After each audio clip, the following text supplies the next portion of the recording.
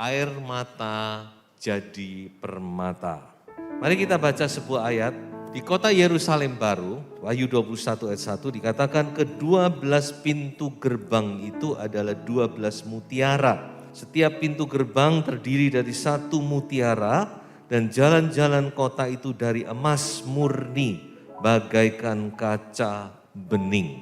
Saudara-saudara, inilah yang dilihat dalam vision, dalam sebuah penglihatan oleh Rasul Yohanes tentang kota Yerusalem baru, kota kita di kekekalan. Dikatakan kota itu punya pintu gerbang yang terdiri dari 12 pintu gerbang. Jadi ada 12 pintu gerbang, utara, timur, barat, selatan. Dan dikatakan bahwa pintu gerbang itu terbuat dari mutiara. Wah, kalau mutiaranya segitu gedenya, kerangnya gimana ini saudara ya. Tapi itulah firman Tuhan. Dan dikatakan jalan-jalannya dari emas murni. Jadi kalau emas sekarang dijadikan bahan komoditi yang berharga, nanti di kekekalan cuma buat jalan, buat aspal aja. Nah, saya mau bicara tentang mutiara. Mutiara itu dihasilkan dari kerang mutiara dan itu melewati sebuah proses yang menderita. Saya coba untuk lihat di YouTube gimana cara bikinnya. Ternyata mereka harus menempatkan sebuah benda asing di dalam kerang mutiara itu selama 2 tahun. Jadi mulai usia kerang itu 2 tahun sampai 4 tahun. 4 tahun baru bisa dipanen. 2 tahun kerang itu dalam penderitaan karena ada benda asing yang dimasukkan dalam tubuhnya. Itu yang membuat kerang itu membuat cairan-cairan menutupi benda asing dan dari itulah terjadi yang namanya mutiara. Jadi mutiara itu adalah hasil sebuah penderitaan. Penderitaan dari kerang. Jadi kalau saya melihat kota Yerusalem baru terdiri dari 12 mutiara, wah ini mengingatkan kita kepada penderitaan. Dan tentu penderitaan Kristus yang memungkinkan segala sesuatu. Sebab itu kita lihat di dalam Alkitab, mari kita baca sebuah ayat bagaimana Allah juga menempatkan benda asing itu dalam tubuh hambanya Paulus. Paulus berkata ada duri dalam dagingku. Tuhan memberi duri dalam daging. Dan Paulus berkali-kali berdoa, Tuhan cabut duri ini. Tidak kuat aku Tuhan. Tapi Tuhan ngomong apa? Paulus, justru waktu kamu lemah, kamu kuat. Amin, saudara. Waktu kita merasa lemah dan kita bersandar kepada Tuhan, justru itu paling kuat. Salah kalau kita pikir, oh kalau kita dalam keadaan lemah itu kita tidak berdaya. Tidak. Ketika kita dalam keadaan kelemahan, kita berseru kepada Tuhan. Tuhan memberi kekuatan kepada kita. Dan Tuhan berkata apa? Kemurahanku cukup bagimu Paulus. Itulah sebabnya Tuhan tidak cabut duri itu. Mengapa? Supaya menghasilkan mutiara. Coba duri itu dicabut. Paulus kita tidak tahu bagaimana. Tuhan taruh duri dalam daging. Tapi dia akhirnya sadar, justru karena duri ini aku tidak meninggikan diri. Coba kalau duri ini dicabut, mungkin Paulus sudah sombong. Dan dia bisa-bisa terjatuh. So itu kadang-kadang Tuhan berikan ya semacam duri atau semacam sesuatu yang menyakitkan yang harus kita alami dalam hidup ini. Tapi kalau saudara mengerti kehendak Tuhan dan kita tetap bertahan, kita tetap berdoa, maka itu semua akan menghasilkan mutiara-mutiara yang indah. Nah, saya akan mengajak kita melihat dari Alkitab, beberapa contoh dari Alkitab, bagaimana penderitaan itu menghasilkan sesuatu yang luar biasa. Saya ambil contoh pertama dari seorang yang bernama Stefanus. Stefanus ini adalah martir pertama di Perjanjian Baru. Kita tahu bahwa Stefanus dibunuh oleh orang-orang Yahudi, dirajam sampai mati. Dan waktu itu dikatakan Paulus yang menjaga pakaian orang-orang yang merajam ini. Di dalam ayat yang lain Paulus berkata, aku setuju kalau Stefanus dibunuh mati. Tapi saudara tahukah, dan saya percaya oleh kematian Stefanus ini Paulus selamat. Jadi Stefanus mati, darahnya tidak sia-sia, penderitaannya tidak sia-sia. Stefanus mati untuk melahirkan seorang Paulus. Jadi saudara, setiap penderitaan kita itu Tuhan pakai untuk kemuliaan-Nya. Tentu kita semua tidak ingin menderita, tidak ingin mencurahkan air mata. Tapi itu tidak bisa lepas. Dan air mata itu baik, berharga di mata Tuhan. Asal bukan air mata cengeng, bukan air mata sayang diri, bukan air mata protes kayak bangsa Israel. Tidak dapat daging, nangis-nangis sama Musa. Tapi benar-benar sebuah air mata penderitaan karena Kristus, karena kebenaran. Karena kita berdiri di atas kebenaran. Dan kita alami itu semua. Saudara, ketahuilah bahwa itu tidak sia-sia. Nanti saya akan tunjukkan ayatnya. Kematian seorang Stefanus melahirkan seorang Paulus. Nah saudara, kemudian kita lihat waktu Paulus sekarang ya. Paulus sudah berjumpa dengan Tuhan, dia dipakai Tuhan untuk mengadakan misi penginjilan berkali-kali. Dalam salah satu misi penginjilannya, waktu itu dia masih bersama Barnabas, dia tiba di kota Listra. Kemudian dikatakan di situ dia menyembuhkan seorang lumpuh yang lumpuh sejak lahir. Apa yang terjadi? Setelah berita ini tersiar, wah orang-orang sekota semua datang. Untuk apa? Untuk menobatkan Paulus dan Barnabas jadi dewa. Dewa Zeus sama dewa Venus. Jadi mereka anggap, wah ini ada dewa yang datang di tengah-tengah kita. Wah ayo kita jadikan, taruh dia di kuil kita. Didewakan, saudara. Tapi Paulus dan Barnabas dengan keras dia menolak tindakan mereka itu, saudara. Nah ini, di sini kita lihat kemurnian seorang hamba Tuhan. Hamba Tuhan yang murni, dia tidak mau didewa-dewakan, dikultuskan oleh manusia. Dan apa yang terjadi ketika mereka ditolak, mereka bukannya bersikap baik, mereka berubah 180 derajat, apalagi ditambah hoax ini dan itu, saudara. Akhirnya yang terjadi adalah Paulus dirajam di kota Listra.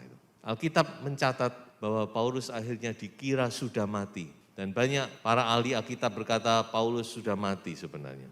Sebab itu di dalam surat Korintus dia berkata, aku mengenal seorang yang diangkat ke langit yang ketiga. Banyak orang berkata itu terjadi waktu dia dirajam sampai mati. Tapi dia dibangkitkan kembali oleh Roh Tuhan. Jadi Paulus alami. Dulu dia yang menyetujui kalau Stefanus dirajam. Sekarang dia harus alami, saudara. Dia harus menuai juga. Tetapi apa yang terjadi? Dikatakan karena Paulus dirajam di Listra, maka lahirlah seorang Timotius. Mengapa saya katakan demikian? Karena Timotius itu berasal dari Listra. Saudara baca di Kisah Rasul 16. Jadi pengalaman penderitaan dari seorang Rasul Paulus menghasilkan sebuah mutiara yang indah, yaitu Timotius. Maju lagi, saudara. Nah, saudara, di dalam pengalaman Paulus yang berikutnya, waktu dia berangkat bersama dengan Silas, sampai di kota Filipi, terjadi lagi, di mana dia harus menghadapi masa. Penyebabnya apa? Karena dia ngusir tuyul. Jadi ada seorang yang punya tuyul, diusir tuyulnya sama Paulus. Akhirnya dikatakan bosnya marah-marah. Dan kemudian Paulus dan Silas ditangkap, dia disesah. Malam itu dia dipasung di situ, saudara-saudara. Dan malam itu terjadi mujizat, di mana dikatakan terjadi gempa yang luar biasa dan belenggu-belenggu semua dilepaskan. Kepala penjara ketakutan sampai mau membunuh diri, saudara. Tapi Paulus berkata, jangan, kami masih di sini. Akhirnya kepala penjara itu bertobat seisi rumahnya. Malam itu juga dibaptis. Mereka lah yang menjadi jemaat Filipi yang pertama-tama. Jadi surat Filipi ini surat yang paling penuh dengan sukacita, bukan? Padahal Paulus di situ mengalami penderitaan. Mengapa? Karena ada jiwa yang dilahirkan, ada gereja Tuhan yang dilahirkan, ada jemaat yang dilahirkan. Sehingga Paulus tidak pernah menyesali penderitaannya. Walaupun dia harus alami penderitaan, dia harus alami air mata. Tapi semuanya itu berakhir dengan sebuah mutiara, yaitu ada jiwa-jiwa mutiara yang indah dikatakan, yang dihasilkan dan muncul di kitab Filipi. Nah, sebuah contoh lagi, seorang yang bernama Epafras. Saya bacakan saja bagaimana Epafras ini di dalam surat Kolose pasal 4 ayat 12. Salam dari Epafras kepada kamu, ia seorang dari antaramu, hamba Kristus Yesus, yang selalu bergumul dalam doanya untuk kamu, supaya kamu berdiri teguh sebagai orang-orang yang dewasa dan yang berkeyakinan penuh dengan segala hal yang dikehendaki Allah. Sebab aku dapat memberi kesaksian tentang Dia bahwa Ia sangat bersusah payah untuk kamu. Yang menulis surat Kolose adalah Paulus. Tapi saudara, kita harus mengerti bahwa sidang jemaat Kolose itu bukan Paulus yang mendirikan. Sama sekali bukan. Siapa yang mendirikan sidang jemaat Kolose itu? Seorang yang bernama Epafras. Ya, tentu dia adalah murid dari Paulus. Dan Paulus di dalam surat ini berkata, Epafras bergumul dalam doanya. Dia sangat bersusah payah. Dalam bahasa asli dipakai kata agonizomai. Dari kata agonizomai, agoni. Kita tahu ada bahasa Inggris agony. Yang artinya adalah penderitaan, siksaan. Jadi ada sebuah penderitaan yang dialami Epafras. Di tempat lain dikatakan bahwa dia sempat sakit, hampir mati. Tapi karena dia terus bergumul dalam doa, dia berjuang terus, sehingga lahirlah sidang jemaat Kolose. Saudara, kita tidak mengerti, kadang-kadang Tuhan izinkan kita alami penderitaan dalam hidup kita. Kita tidak bisa melihat sekarang, saudara. Karena Tuhan itu menilai itu dari kekekalan. Kalau kita menilai kan cuma sebatas mata kita melihat.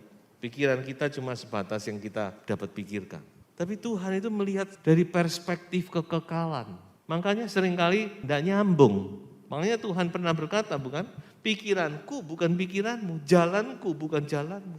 Pikiranku dan pikiranmu itu jauh seperti langit dan bumi. Kenapa? Karena Tuhan mempunyai penilaian itu dari perspektif kekekalan. Ini yang kita tidak mengerti dan kita seharusnya mengerti karena dikatakan usahakanlah kamu mengerti kehendak Allah. Ya, kita harus berusaha untuk mengerti walaupun kita sulit untuk mengerti dan mungkin juga terbatas, enggak apa-apa. Contoh satu seperti Yusuf, saudara. Yusuf tidak pernah dia menyimpan dendam sakit hati kepada saudara-saudaranya. Mengapa? Karena Yusuf punya perspektif yang berbeda. Saudaranya cuma terbatas dengan perbuatan mereka terus dihantui sehingga mereka ketakutan. Tapi Yusuf sama sekali enggak kepikir ke situ. Karena dia sudah melihat jauh, dia bilang memang Tuhan berkarya untuk apa? Untuk menyelamatkan keluarga kita, untuk menyelamatkan dunia ini. Tuhan pakai aku. Nah, mari kita dengan firman Tuhan ini, biarlah hati kita terbuka. Saya tahu di antara kita banyak yang hidup dengan curahan air mata, yang mungkin orang lain tidak tahu. Tapi mari kita sadari, saudara, bahwa semua yang kita alami itu tidak akan pernah sia-sia. Amin. Air mata kita itu yang akan menghasilkan permata yang indah. Ada satu ayat lagi yang berhubungan dengan agonizomai yang dipakai oleh Paulus. Di dalam 2 Timotius pasal 4 ayat 7 sampai 8. Aku telah mengakhiri pertandingan yang baik. Aku telah mencapai garis akhir. Dan aku telah memelihara iman.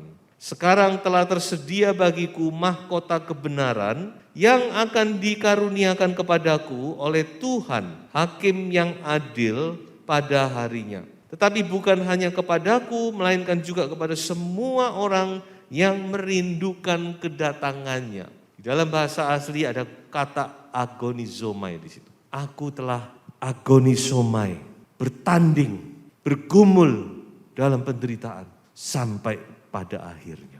Jadi saudara-saudara melayani Tuhan, mengiring Tuhan itu harus sampai akhir. Saudara, mari kita mau setia sampai akhir.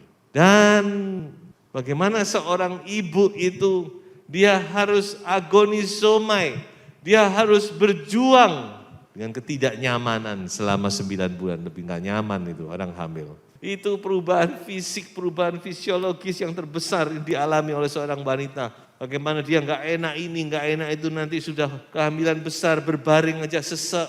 Wah, macam-macam terjadi. Tapi dia tidak pernah menyesal, bukan?